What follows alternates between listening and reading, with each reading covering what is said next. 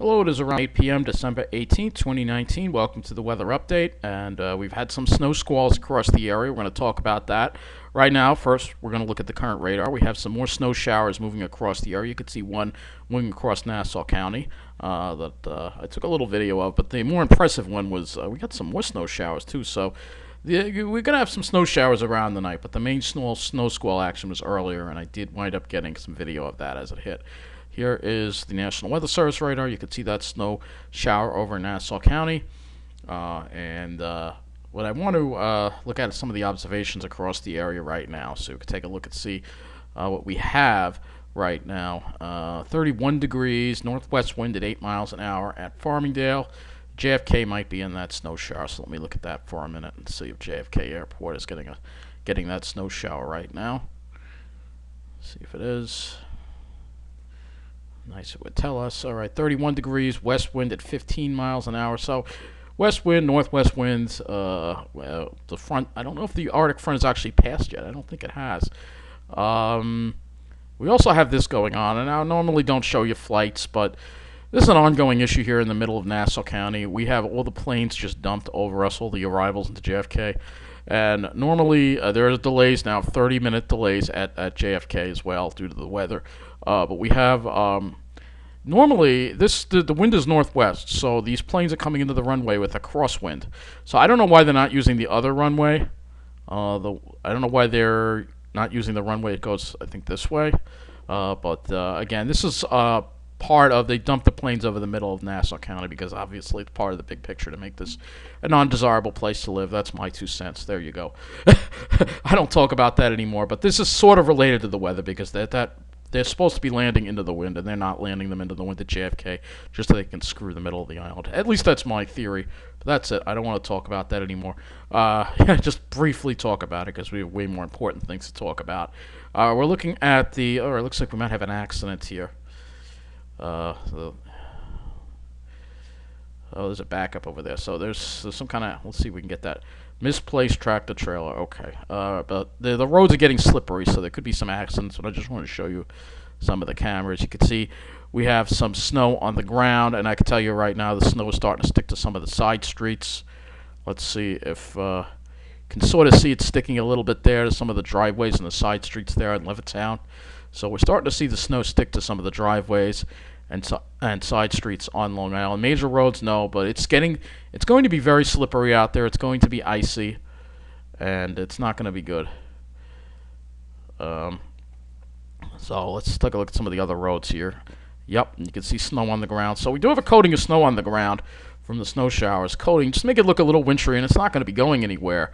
I think the second batch will, oh yeah, you can see it's coming down over here a little bit more. But I think the second batch will be what is going to bring this. Now that it's colder out, it should stick a little more. The first one kind of fell and then it kind of evaporated. This one hopefully will stick around and give us a nice little coating here. So at least for Long Island. So let's go look at the Venture Sky, and I'll show you what happened earlier. Put this back at this radar back over here. All right, I'll show you what happened earlier. All right, so right around this time here, 4:30. Yeah, right around here, you can see that this was the initial line that came through here. And there was a snow squall warning out for this line that came through. So this is around 4:30 that came through Nassau County, and it came through from north to south. So it went from north to south over Nassau County. So between 4:30 and say 5 o'clock, this is when it started hitting most of Nassau. It moved into Suffolk County. Suffolk County got part of it too, and then it kind of weakened as it moved toward the South Shore. Now, if we go back to the Weather Service site and we'll look at their Twitter, you'll see that there was a snow squall warning in effect for that particular. So here you go. Go to the Twitter right here, and this is the snow squall warning that was issued from the National Weather Service. So it was until 5:30 p.m. for originally it was until 4:15, and then it was so Central Park picked up 0.4 inches of snow, so a little bit of a coating. Look at this. That's amazing. There's the snow squall moving into the city there, right there. It was pretty amazing to watch, and I have a video of it hitting in in Hicksville as well. Snow squall looks ominous. Here's another video of it. Look at that. So snow squall originally initialed for 4:15, and I got the emergency alert on my phone as well for both of those as well. So here's before the snow squall, and here's during the snow squall. So you see, it literally turned from like day to night. It was pretty impressive, and I have a video of it to share with you as well. And that so it was pretty impressive. So a very impressive event, heralding in at Arctic front. Look at the satellite here, and you'll see here comes the Arctic front. So we'll be done with these snow squalls soon, and then it's just going to drop really, really cold, really cold. So if we go and we look at back to Ventus sky here, and I'll put this on temperature, and we'll take the temperatures around now, which is here. You will see the cold air off to the west here, and look at this, teens, single digits. It's all moving into our area, and temperatures are going to drop pretty quickly. So let's look at the models here, and let's see let me just see if there are any effects on the railroad as well from this. I don't think so. As far as the storms go, I don't think there were any effects on the railroads, but we'll take a look anyway, and we'll see. Just even though I don't really cover it. So there was signal trouble in Valley Stream, which caused problems on the Babylon branch and actually spread to problems on the main line. Shortage of equipment.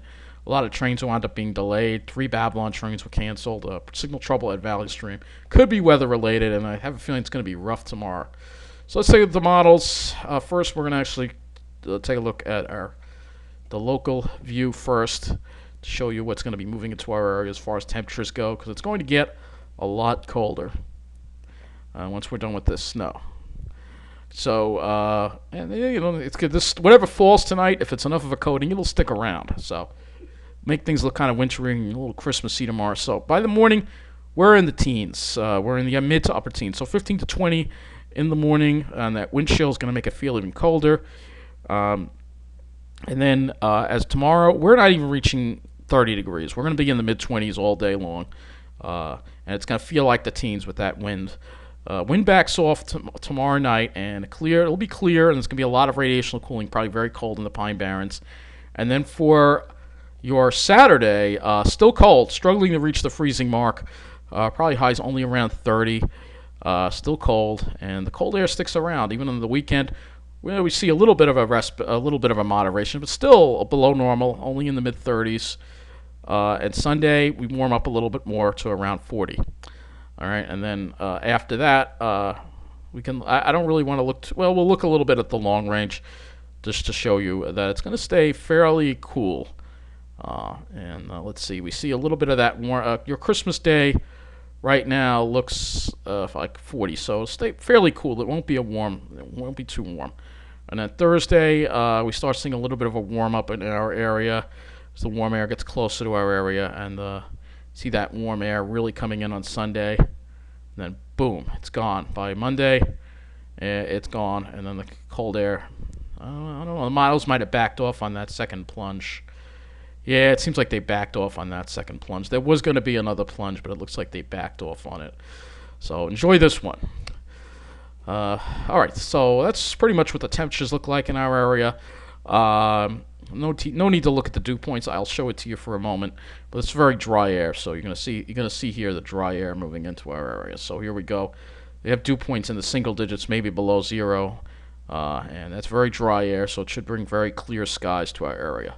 So let's look at the skies, and you will see that today we had some clear skies in the morning, and then it kind of clouded up. Tomorrow's going to be the mostly clear day, and you see clear over our area. I wouldn't be surprised if there's some Long Island sound effect streamers that possibly could set up over the eastern part of Long Island.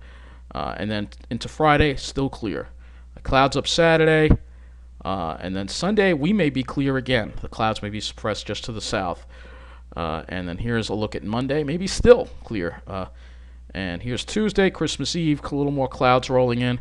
Fortunately, Christmas Day looks cloudy, and then after that we get kind of into a junky pattern.